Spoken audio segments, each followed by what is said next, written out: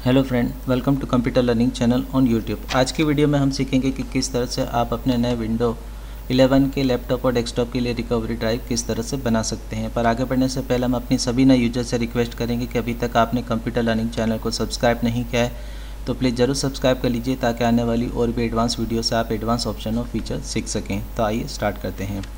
Dear friend, सबसे पहले हम इसका इंपॉर्टेंट समझ लेते हैं कि हम रिकवरी ड्राइव बनाते क्यों हैं। तो डियर फ्रेंड, रिकवरी ड्राइव बनाने का मुख्य कारण ये है कि जब भी हम कोई ब्रांडेड नया लैपटॉप और डेस्कटॉप परचेस करते हैं तो उसमें पहले से ही जो है लाइसेंस ऑपरेटिंग सिस्टम इंस्टॉल रहता है। अगर हम इसकी रिकवरी ड्राइव बना लेते हैं तो फ्यूचर में अगर हमारा ऑपरेटिंग सिस्टम किसी भी रीजन से अगर ख़राब भी होता है तो हम उसे फिर से रिकवर कर सकते हैं और लाइसेंस ऑपरेटिंग सिस्टम लोड कर सकते हैं। तो डियर फ्रेंड, अभी तक आपने अपने नए लैपटॉप और डेस्कटॉप की अगर रिकवरी ड्राइव नहीं बनाई है तो आप उसे ज़रूर बना लें ताकि फ्यूचर में अगर आपका ऑपरेटिंग सिस्टम ख़राब भी होता है तो आप आसानी से उसे रिकवर कर सकें। तो डियर फ्रेंड, आज की वीडियो में हम आपको रिकवरी ड्राइव कैसे बनाना है इसकी पूरी प्रोसेस आपको बता रहे हैं। आप वीडियो को एंड तक पूरा देखें। तो आइए स्टार्ट करते हैं। डियर फ्रेंड, सबसे पहले रिकवरी ड्राइव बनाने के लिए आपको किन चीज़ों की रिक्वायरमेंट होगी वो हम आपको एक्सप्लेन कर देते हैं। रिकवरी ड्राइव बनाने के लिए डियर फ्रेंड आपको एक पेन ड्राइव की रिक्वायरमेंट होगी। पेन ड्राइव आप 16 GB और 32 GB का आप यूज़ कर सकते हैं। ठीक है डियर फ्रेंड, अगर आपने नया लैपटॉप परचेज़ किया या डेस्कटॉप परचेज़ किया और ज़्यादा आपने उसके अंदर कोई प्रोग्राम इंस्टॉल नहीं किए हैं तो आप 16 GB का यूज़ कर सकते हैं। बट अगर आपने काफ़ी टाइम से आप यूज़ कर रहे हैं तो और आपने अभी तक रिकवरी ड्राइव नहीं बनाई है तो आप 32 GB का पेन ड्राइव यूज़ करेंगे। ठीक है, तो अब हम इस प्रोसेस स्टार्ट करते हैं कि किस तरह से रिकवरी ड्राइव आपको बनाना है। तो सबसे पहले आपको क्या करना है डियर फ्रेंड, अपना लैपटॉप और डेस्कटॉप स्टार्ट कर लेना है। ठीक है, उसके बाद आपको क्या करना है डियर फ्रेंड, नीचे आप देखेंगे जहाँ पर आपको फोल्डर का आइकॉन दिखाई देता है जो कि फाइल एक्सप्लोरर को ओपन करने के लिए होता है। आप उस पर क्लिक करेंगे। चाहे तो आप विंडो की के साथ ई भी प्रेस कर सकते हैं, जिससे क्या होगा, फाइल एक्सप्लोरर आपका स्टार्ट हो जाएगा। ठीक है, उसके बाद आपको क्या करना है, दिस पीसी पे क्लिक करना है जो कि लेफ़्ट साइड में आपको दिखाई देता है। जब आप दिस पीसी पे क्लिक करते तो आपके जितने भी ड्राइव आपके सिस्टम में होते हैं वो आपको दिखाई देंगे। मेरे यहाँ पर अभी आपको 3 ड्राइव दिखाई दे रहे हैं। हो सकता है आपके पास 2 हो या 3 हो या सिंगल भी हो सकता है। ठीक है, तो आपको सबसे पहले आपके ड्राइव दिखाई देंगे। अब आपको क्या करना है डियर फ्रेंड, जो पेन ड्राइव है वह आपको अपने नए लैपटॉप और डेस्कटॉप से कनेक्ट करना है। ठीक है, तो आप क्या करेंगे, सबसे पहले कनेक्ट कर लेंगे। जब आप कनेक्ट करेंगे तो आपको एक नया ड्राइव आपको दिस पीसी में दिखाई देगा। ठीक है, जिसमें पेन ड्राइव का नाम दिखाई देगा और उसका जो लेटर होगा वो ब्रैकेट के अंदर आपको दिखाई देगा। आपको इसी चीज़ का ध्यान रखना है कि उसका नाम क्या है और उसका लेटर क्या है। ठीक है, अब आपको क्या करना है डियर फ्रेंड, नीचे जहाँ पर स्टार्ट ऑप्शन दिखाई दे रहा है, ठीक है, विंडो की का साइन होता है, उस पर आपको क्लिक करना है। क्लिक करने के बाद आप देखेंगे इस तरह की विंडो आपको दिखाई देती है। यहाँ पर लिखा रहता है टाइप हर टू सर्च, यहाँ पर आप क्लिक करेंगे। क्लिक करने के बाद आपको टाइप करना है रिकवरी ड्राइव।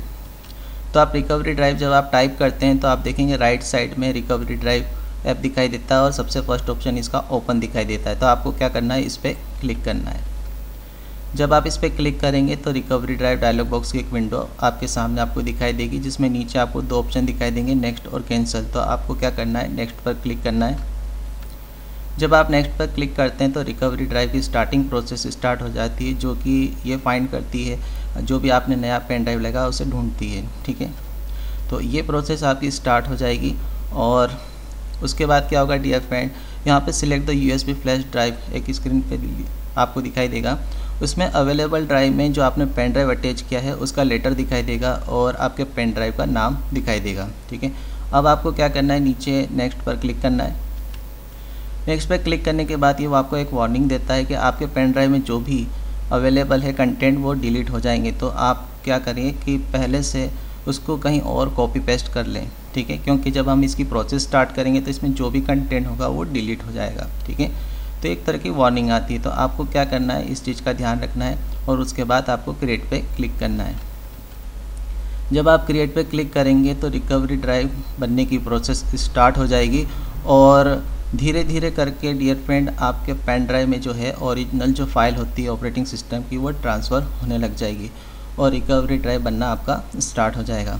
इस तरह से जो डेटा है आपके पेन ड्राइव में ट्रांसफ़र होता चला जाएगा और इस पूरी प्रोसेस को करने में कम से कम आपको 1 घंटा या 1 से 1.5 घंटा लग सकता है।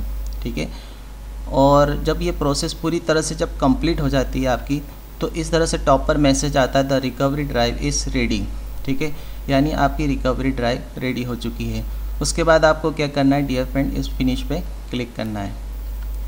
फिनिश पे क्लिक करने के बाद आप देखेंगे कि आपका जो रिकवरी ड्राइव होता है वो रेडी हो जाता है और आपका जो पेन ड्राइव का जो पहले नाम था वो चेंज होकर रिकवरी में चेंज हो जाता है।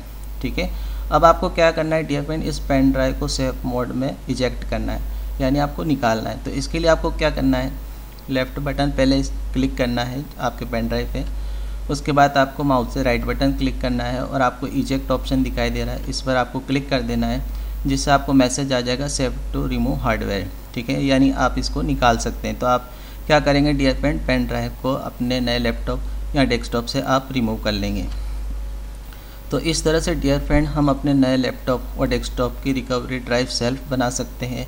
हमें किसी भी टेक्नीशियन की कोई रिक्वायरमेंट नहीं है, पर आपको डियर फ्रेंड रिकवरी ड्राइव ज़रूर बना लेना चाहिए, क्योंकि फ्यूचर में अगर आपका ऑपरेटिंग सिस्टम किसी भी कारण से ख़राब होता है तो आप खुद ही रिकवर कर सकते हैं। तो डियर फ्रेंड, आज की बनाई हुई वीडियो आपको कैसी लगी आप ज़रूर बताइए, और आपको वीडियो पसंद आई तो वीडियो को लाइक और अपने फ्रेंड सर्कल में ज़रूर शेयर करें, ताकि आपके थ्रू वो भी इस फीचर्स को सीख सकें। और अभी तक आपने कंप्यूटर लर्निंग चैनल को सब्सक्राइब नहीं किया है तो प्लीज़ ज़रूर सब्सक्राइब कर लीजिए, ताकि आने वाली और भी एडवांस वीडियो से आप एडवांस ऑप्शन और फीचर सीख सकें। Thank you for watching computer learning channel on YouTube.